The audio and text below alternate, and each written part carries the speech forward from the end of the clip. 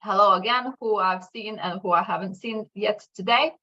Welcome to our third day of GSE virtual conference, as I mentioned before today in MQ stream. But this is our last MQ presentation in this conference, so enjoy it as best as you can. And as usual, as I mentioned, questions ideally would be put in chat, but you will be able to unmute yourself at the end of the presentation, so you can ask questions directly. And yeah, without further ado, Vasily, if you want to start and present yourself a little bit and just crack on. Yeah, sure. So hello everyone, my name is Vasily and I'm a developer at the IBM MQ distributed team in IBM Hursley in UK. So in our session, we're going to talk about building an active, always-on IBM MQ system.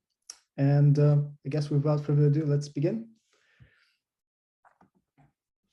So today in our presentation, we're going to cover the following topics. We're going to start with a short introduction where we'll look further into what we actually mean by an active, and always-on system. And then we'll also look through some requirements to have such a solution. We'll then cover the key building blocks that must be present in our solution for it to be successful, as well as we'll go through a short solution evolution, if you may. We'll start from a single queue manager and build our way up to an active, always-on topology. We'll then proceed to dive deeper into the solution building blocks, and at the end, we'll then bring everything together into a final solution that you can possibly then even utilize in your own environments. So in the introduction, what are we actually trying to do here? First of all, before building our solution, we need to have an understanding of what we mean by an active and always-on solution.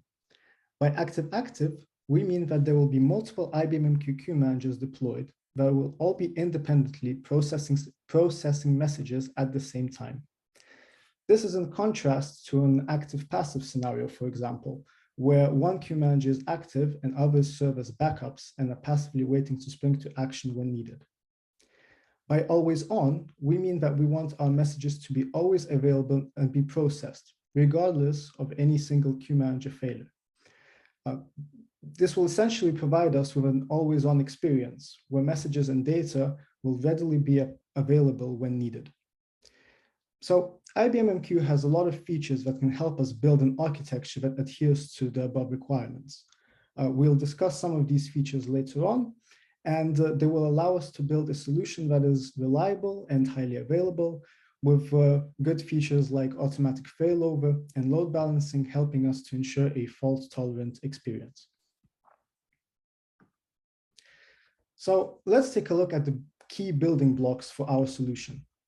Our solution will be based on these 4 building blocks: client-connected applications, data availability, service availability, and automatic reconnection and routing around failure. So before we're going to look at all of this a bit further, but first, let's run through a short refresher on what data and service availabilities are. So this is a single lonely queue manager with a couple of apps connected to it. At the moment, it's active, but it's definitely not always on. When the queue manager goes down, our service is no longer available, and we cannot get the data from the queue manager either. On the left, we can see the availabilities for both the service and data. Recall that service availability is about applications being able to connect and do work, and data availability is about being able to retrieve messages and data from the queues on the queue manager. This is denoted by the red lines on the left. We start at 100% availability. When the queue manager goes down, for example, for maintenance, or you may have a problem with your node or the queue manager itself, our availability will drop to 0%. We are unable to connect to this queue manager, and hence we cannot retrieve any message that can be on its queues. So both the service and data availabilities are 0. Because there's no automated process in place here to bring that queue manager back online, for example, there's no backup node ready to take over, it's going to take a considerable amount of time to get the system back online. But once we bring the queue manager back up, our availability will restore back to 100%. Having availability at 0% and our applications not being able to connect is not great, obviously. So let's see how we can improve on this further. We can improve things a little bit by adding an extra backup queue managers that can spring into action if the active queue manager fails. There are multiple ways this can be done in MQ, and I won't go into each one as it depends heavily on what platform you're using and what scenario you're looking for. But fundamentally, what we have changed is the speed with which we can be up and running again. Provided we have some monitoring in place to discover an offline node or queue manager, with this HA in place, we can bring the backup queue managers up very quickly. And this can take from sub-seconds to seconds to allow the application to connect and send messages again. Nonetheless, what's not changed is that we still have just one active queue manager.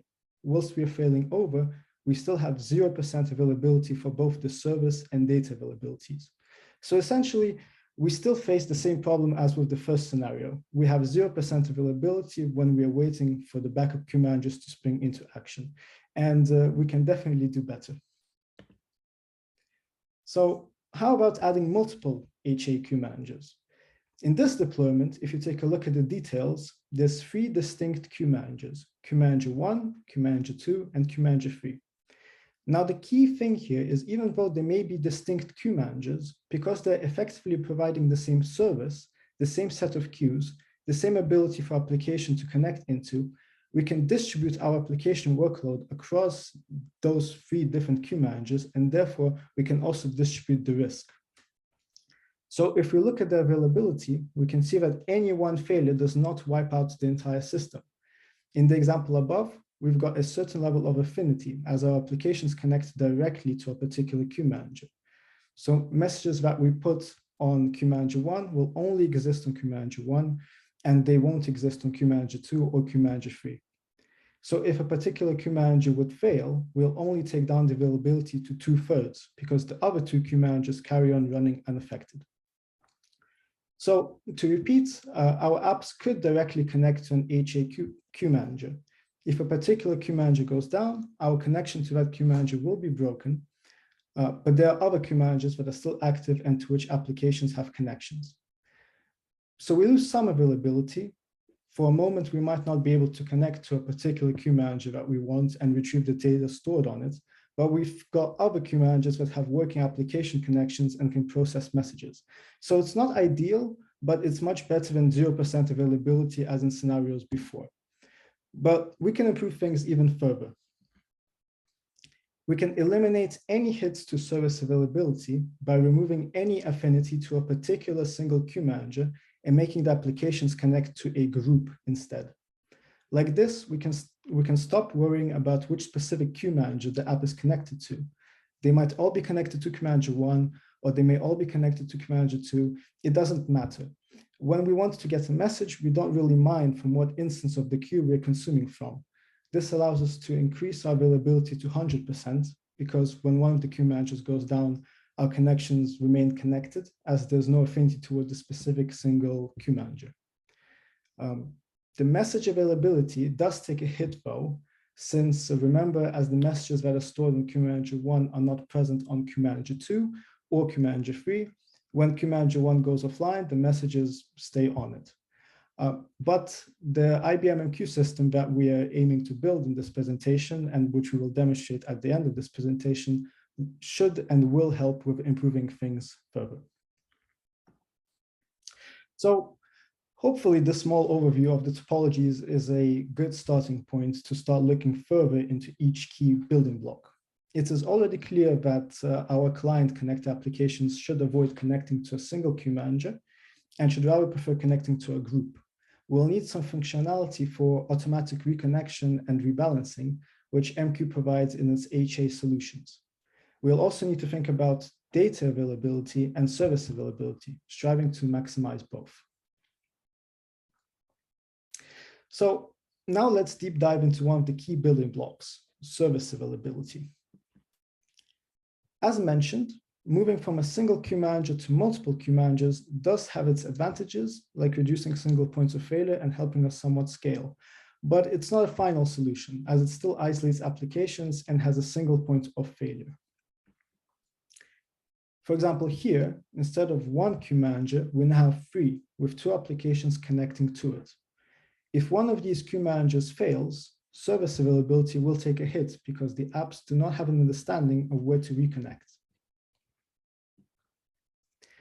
We can improve this via MQ clusters. So MQ clusters allow applications to find queues on different queue managers, as well as simplify the process of adding new queue managers into the system. In other words, they simplify the process of scaling. But with ordinary queue manager clusters, often affinities to specific queue managers still exist. Applications may end up all connecting to a single queue manager, and there's nothing stopping individual queue managers from being customized. For example, as you can see here, our queue managers are in a cluster and applications are connecting to a specific single queue manager. To tackle this, on distributed platforms, we've introduced a cluster pattern that we call uniform clusters. In a uniform cluster, all queue managers have a close to equivalent configuration. They're all part of the MQ cluster and have matching queues defined on every queue manager. Within the uniform cluster, MQ will automatically share application connectivity knowledge between queue managers. So when a client app wants to connect, MQ can automatically balance application instances across the queue managers. The result of this is that applications will spread themselves out evenly, even if a new queue manager is added to a cluster or an existing cluster queue manager goes down. And this in turn makes it easier to achieve a stable and consistent configuration, as well as enhances visibility of which applications we have in our network. So this is how a uniform cluster would look like. We are connecting via a group. Our application connections are balanced across the queue managers in the uniform cluster. So these are all the steps and features required to set up a uniform cluster. I won't go into detail for each step, but this serves as a rather high-level overview. First of all, we need to add the queue managers into the uniform cluster and keep the configuration of each queue manager consistent. This can be done via the autocluster stanza in the qm.ini file, where we specify the type of the cluster and the cluster name. Next, we need to set our def recon field in the channel stanza inside the qm.ini file. And this should be done in order to enable auto-reconnectable applications. We can define grouping of related applications for balancing using the MQ Apple name environment variable. There's the possibility to monitor application status across the entire cluster using the mqsc ap status command, which now highlights how many instances are running and where. In terms of CCDTs, and that stands for Client Channel Definition Table, they contain definitions of client connection channels. It is particularly useful if your client applications might need to connect to a number of alternative queue managers, as well as, for example, for rebalancing, as we will need in our case. Finally, it is recommended to prevent affinities to any individual queue managers, and CCDTs, again, will help us with that. To correctly set up a client channel definition table for application rebalancing, it will need to contain 2 entries per queue manager. You will have an entry under the name of the queue manager group and an entry under the queue manager's real name. The application would then connect using the queue manager group as the queue manager name, prefixing the group with an asterisk. So as you can now piece together, automatic application balancing that we get with uniform clustering is a major jigsaw puzzle piece in building our active-active always-on solution.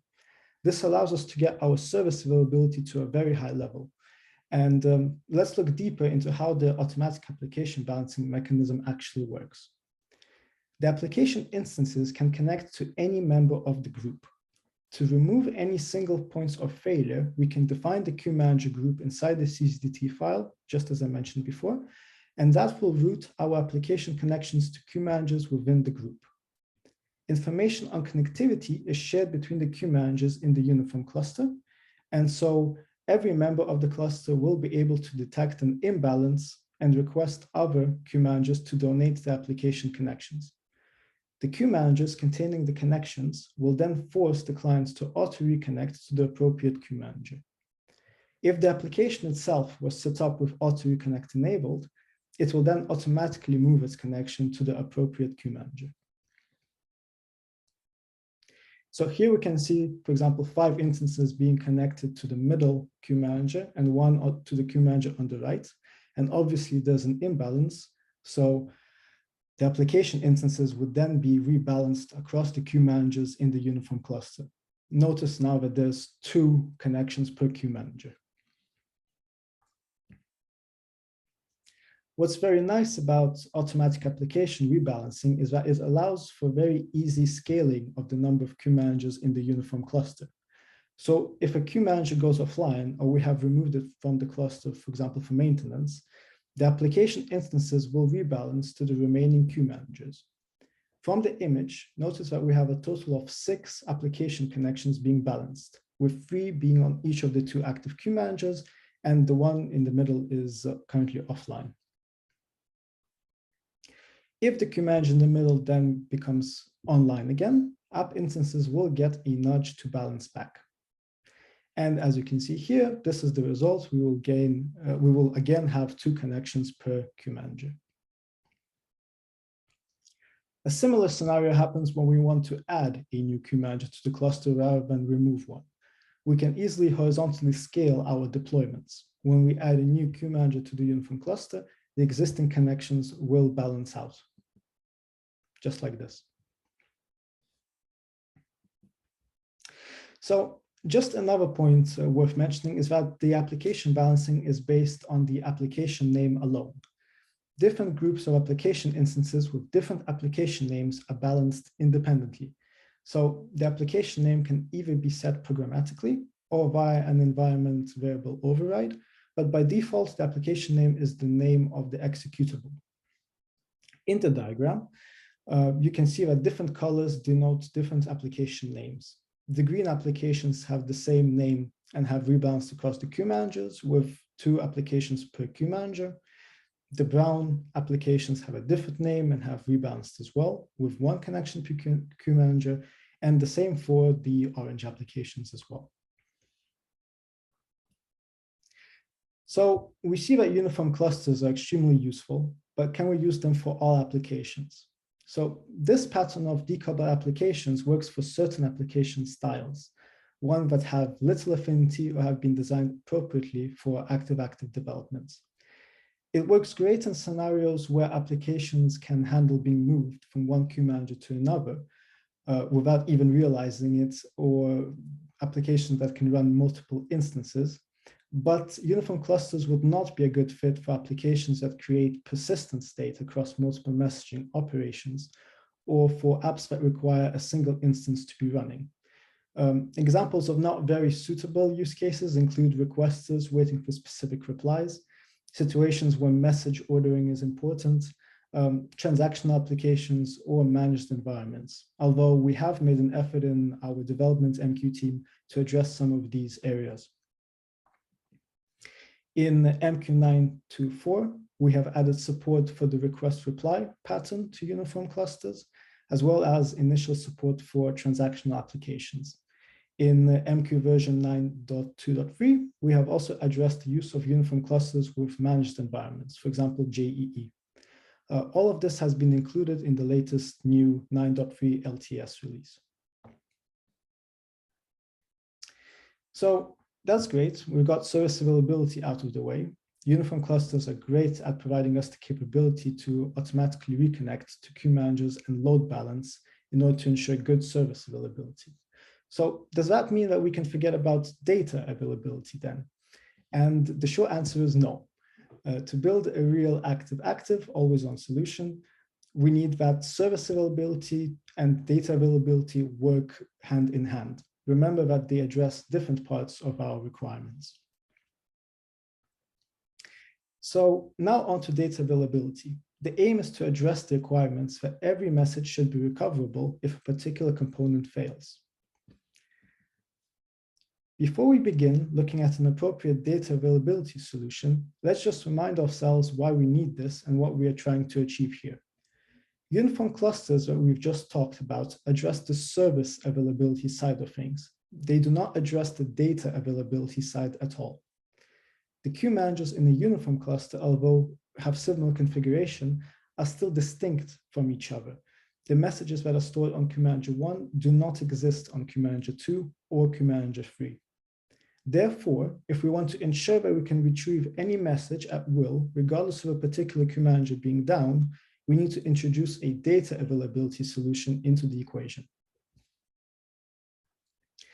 And here meet replicated data queue managers, in short, RDQM, which is a data high availability solution available currently on Linux platforms.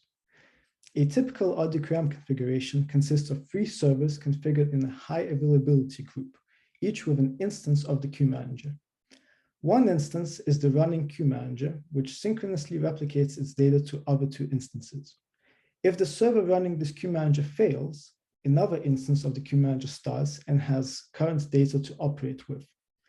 The 3 instances of the queue manager share a floating IP address, so clients only need to be configured with a single IP address to connect to. Only one instance of the queue manager can run at any one time, even if the HA group becomes partitioned due to network problems. And the server running the queue manager is known as the primary, and each of the other 2 servers is known as the secondary. Here you can see what happens if node 1 goes offline. The application reconnects to the queue manager on node 2, and the data stored on the queue manager that was on node 1 can be retrieved from the queue manager present on node 2. Again, that means that we now have access to the messages that were present on the queue manager that was on node 1. So we have improved data availability as opposed to when we were unable to retrieve messages from a queue manager that has went offline. On a side note, apart from high availability, RDQM can also be used to create a disaster recovery solution. You can create a primary instance of a disaster recovery queue manager running on one server and a secondary instance of the queue manager on another server that acts as the recovery node. Data is replicated between the queue manager instances. And if you lose your primary queue manager, you can manually make the secondary instance into the primary instance and start the queue manager, and then resume work from the same place. You cannot start a queue manager while it's in the secondary role. So it has to be a failover. Starting from MQ915, we can combine these 2 RDQM approaches into one single one, high availability with disaster recovery. Essentially, what we are doing is configuring a replicated data queue manager that runs on a high availability group on one site, but can fail over to another high availability group at another site. So if some disaster occurs that makes the first group unavailable, for example. On the diagram above, we see that we have an active queue manager on node 2 on site 1. And if site 1 was to fail, we would fail over to site 2, where the queue manager will become active again and use the data that was replicated from site 1. So RDQM is great for Linux, but specifically for cloud environments, we have native HA that we have introduced in MQ 9.2.3. Native HA on the surface is quite similar to how RDQM works, but is better suitable for cloud environments. As with RDQM, a native HA configuration provides a highly available queue manager where the data, in our case messages, is replicated across multiple sets of storage, preventing loss from storage failures. The queue manager consists of multiple running instances where one is the leader and the others are ready to quickly take over in the event of a failure, maximizing access to the queue manager and its messages. We rely on the IBM MQ operator in OpenShift to configure the underlying cluster resources, such as services, stateful sets, and routes. Similar as with RDQM, there's no shared file system between the queue managers.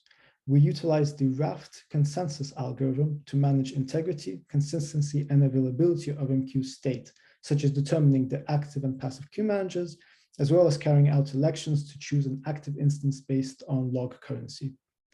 It's worth mentioning again that this is the preferred HA option for containers. RDQM would not be an option for containers because of the kernel module dependency.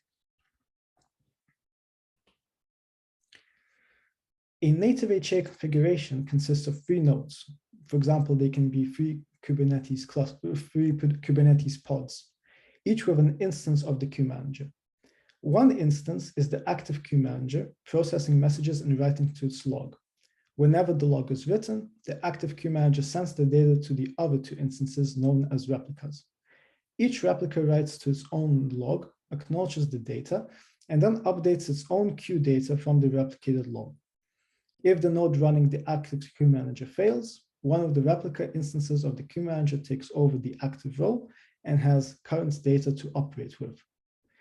In order to choose which replica takes over the active role, an election needs to take place. For this, 2 out of 3 replicates must be running. Replication links are established and log data is compared for currency and consistency. The log data on the active instance is used as the master copy, and the other replicas make sure their copies of the logs match with that. In addition to log data, regular heartbeats are sent from the active instance to connected replicas. If an active instance fails or is network isolated, the replicas will fail to receive a heartbeat and will immediately seek to replace the active node by election. When a failed instance recovers and connects back to the group, it may need to enter a temporary catch-up phase as new log data may have been written. Under particular extreme circumstances, it may be necessary for a replica to rebase its log. And this can occur, for example, if there was a disk failure on the replica. When this occurs, a rebase replicates from the latest media image recovery points in the active log and rebuilds the entire queue manager and its objects. So now knowing all of this information, let's bring all of this together into a final solution. So here is the resulting active-active always-on IBM MQ system solution. For this particular example, we have combined the aforementioned service and data availability solutions, uniform clusters for service availability and RDQM for data availability. This final result is suitable for distributed platforms, but this can easily be replicated to work on other platforms as well, such as on Z and on cloud. For example, for an active-active always-on solution on Z, instead of uniform clusters, one could use queue sharing groups. And for a solution on cloud, instead of RDQM, one could use native HA. The overall idea should be transferable, and MQ has solutions for a wide range of cases and platforms, depending on your needs. Let's dissect the diagram a bit further. We have applications that connect to a uniform cluster that contains a set of queue managers. Via uniform clusters, we will get automatic rebalancing and load balancing, providing a high service availability. If a single queue manager goes down or needs to be taken offline for maintenance, our application connections will rebalance to other queue managers and will continue to be able to send messages to the queue manager queues. The data availability comes from the RDQM solution, with data being replicated across the queue managers. So if a single queue manager goes down, we are nonetheless able to retrieve the data that was stored on it. Once the queue manager comes back up, it will also then receive the data that it had missed whilst being offline. RDQM ensures that our solution now also has high data availability. So now we have thus created a reliable, robust, scalable, and high available active-active always-on IBM MQ solution. And we've done this by combining uniform clusters and RDQM. So that's all for me for today. I'll be happy to connect with any of you who want to find out more or want to go a bit deeper, either on LinkedIn, or you can always send me just an email to my IBM email and we can have a chat. Thank you very much. Thank you very much, Vasily. Are we okay to take some questions if anyone has them? Sure. Yeah, let me just see. Anyone are able to unmute themselves if any questions arise. There's also always a chat there, so let's give a few seconds. Anyone have any questions for Vasily?